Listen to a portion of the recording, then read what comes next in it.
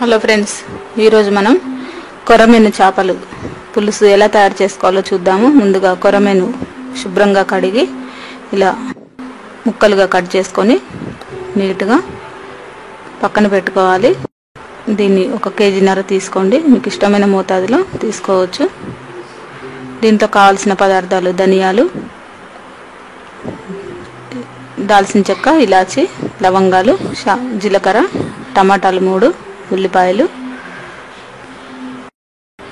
పసుపు, కారం, పచ్చిమిర్చి 5-6, చింతపండు పెద్ద నిమ్మకాయ సైజ్ ఎంత, ఆయిల్, ఉప్పు, అల్లం పేస్ట్, చిన్న మెంతం కూర, కొత్తిమీర, ధనియాల పౌడరు, మెంతి పొడి.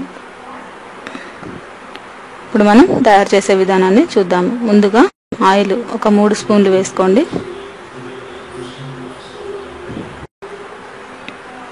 ఆయిల్ వేడెక్కిన తర్వాత దీంట్లో ఉల్లిపాయలు 1-2 కట్ చేసి ముందుగా వేయించుకోవాలి.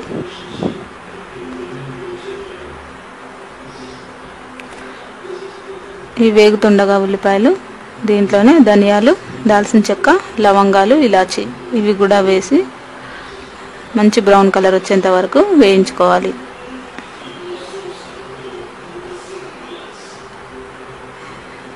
చూసారు కదా, ఇది మనకి ఇవన్నీ వేగుతున్నాయి. మంచి బ్రౌన్ కలర్ వచ్చేంత వరకు వేయించుకోవాలి.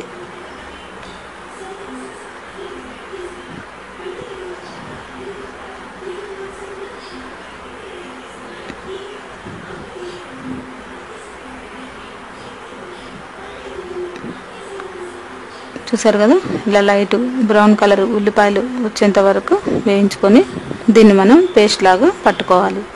మిక్సీ జార్లో వేసుకొని దీన్ని పేస్ట్ లాగా మెత్తగా గ్రైండ్ చేసుకోవాలి. ఇలా చేసిన తర్వాత ఆ పేస్ట్ని ఈ కొరమీను చేపలకి కారం వేసి ఈ ఉల్లిపాయలు, ధనియాలు, లవంగాలు, దాల్చిన చెక్క వేయించాం కదా, ఆ పేస్ట్ని, కారం ఇవి కూడా వేసి ఈ మిశ్రమాన్ని అంతా కూడా చేప ముక్కలకి పట్టేలాగా కలుపుకోవాలి. చూసారు కదా, ఇలా మనకి ఫిష్కి అన్నీ కూడా పట్టేలాగా కలుపుకోవాలి.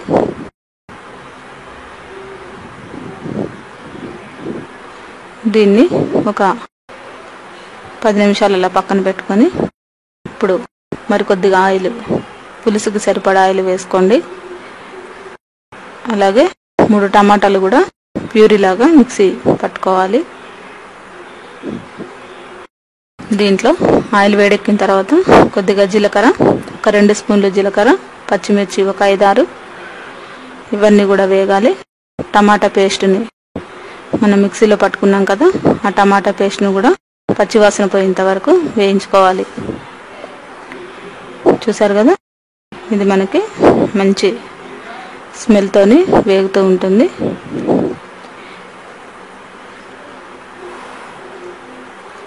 ఇలా వేగిన తర్వాత అల్లం పేస్ట్ కూడా దీంట్లోనే వేసుకొని ఒక 10 నిమిషాల పాటు పచ్చివాసన పోయేంత వరకు వేయించుకోవాలి.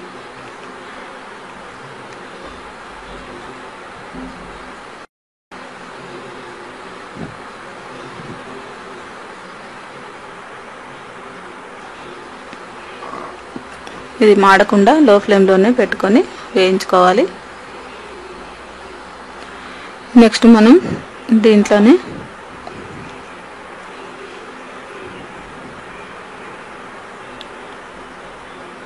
వేగిన తర్వాత దీన్ని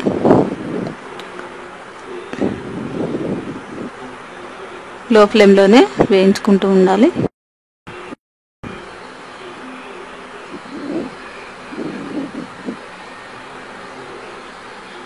దీంట్లో చిన్న మెంతి కూర శుభ్రంగా కడిగి చిన్న మెంతి కూరని వేర్లన్నీ తీసేసి ఇలా వేగుతున్న ఈ మిశ్రమంలో వేసుకోవాలి.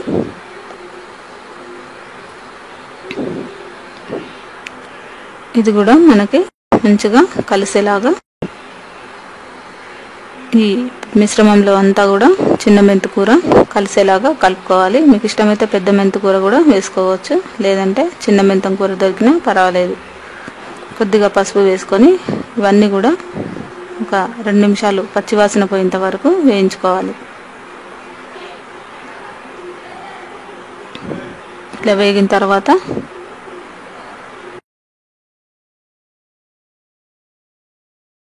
చేప ముక్కల్ని కూడా మనం కలిపి పెట్టుకున్నాం కదా అన్ని మిశ్రమాలు, ఈ చేపల్ని దీంట్లో వేసుకొని గరిటెతోని చిన్నగా మెల్లిగా కలుపుకోవాలి, లేదంటే ముక్కలన్నీ కూడా మెత్తబడి ఖరాబ్ పాడైపోతాయి. ఇలా స్లోగా మరి మొత్తం కలిసేలాగా కలుపుకుండా కొద్దిగా అలా మనకి మిశ్రమం అంతా కలిసేలాగా కలుపుకోవాలి.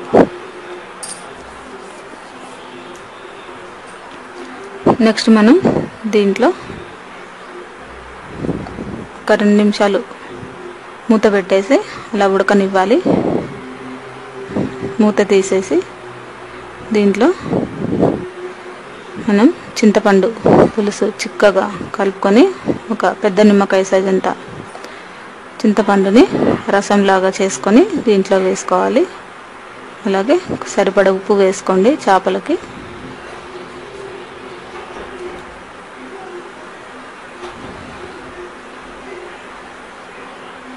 కొద్దిగా అలా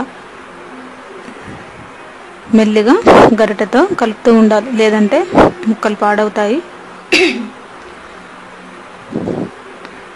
దీంట్లోనే మనం కొద్దిగా వాటర్ వేసుకొని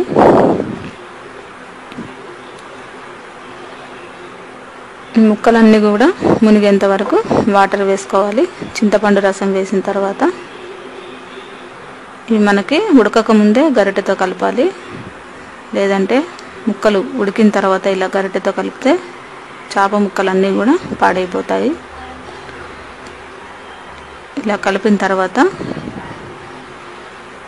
మూత పెట్టేసి ఒక 10 నిమిషాల పాటు ఈ పులుసు మరగాలి.